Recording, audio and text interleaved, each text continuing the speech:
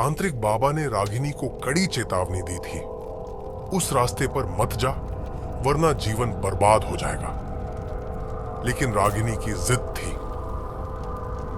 वो किसी भी कीमत पर खबीस को प्रसन्न करना चाहती थी ताकि उसकी अधूरी इच्छाएं पूरी हो सके। लगातार 40 रातों तक रागिनी ने शमशान घाट में साधना की। वो साधना किसी साधारण आत्मा की नहीं, बल्कि खबीस की थी। आज 40वीं रात उसकी साधना पूरी हो चुकी थी। अचानक रात को लैंडलाइन बजा।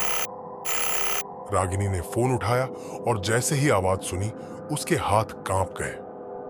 पसीने से लथपथ वो गिरने ही वाली थी कि मां सावित्री ने उसे संभाला। रागिनी के होंठ कांप रहे थे। उसे अपनी बड़ी बहन की मौत की खबर मिली थी।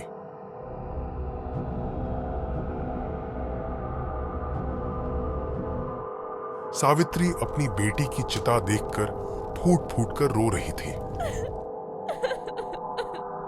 उनकी नन्ही नातिन शैली बार बार अपनी मां को पुकार रही थी।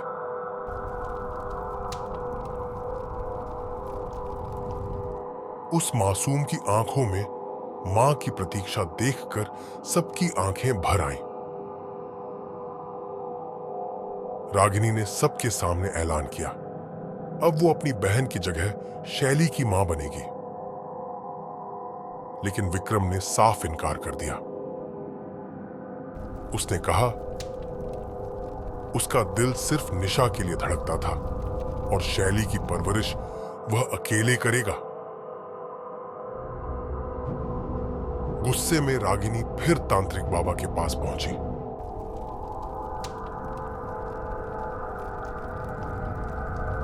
उसने आरोप लगाया, उसने अपनी बहन की बलि दी, पर खबीस ने उसकी ख्वाहिश पूरी नहीं की।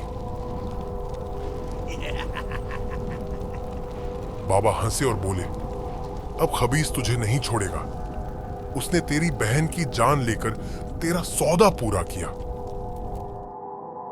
अब तेरे जरिए अपनी इच्छाएं पूरी करेगा।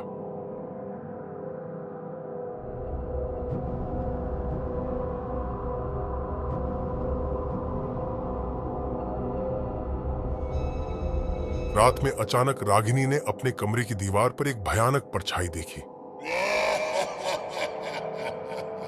वह परछाई धीरे धीरे उसकी ओर बढ़ी और उसके शरीर में समा गई। उसका शरीर अकड़ गया और उसकी आवाज गले में कैद हो गई। एक दबी भयावह आवाज गूंजी, अब तुम मेरी हो। मैंने तुम्हारी एक इच्छा पूरी की, अब तुम मेरी इच्छाएं पूरी करोगी। रात भर रागिनी की चीखें दबकर रह गईं। सुबह जब आंख खुली तो उसका शरीर चोटों से भरा था, कपड़े बिखरे पड़े थे और यह सिलसिला हर रात दोहराया जाने लगा। 6 महीने बाद उसकी मां ने कमरे का दरवाजा खोला तो रागिनी की लाश पंखे से झूल रही थी। उसने अपनी जान देकर मुक्ति तलाशने की कोशिश की,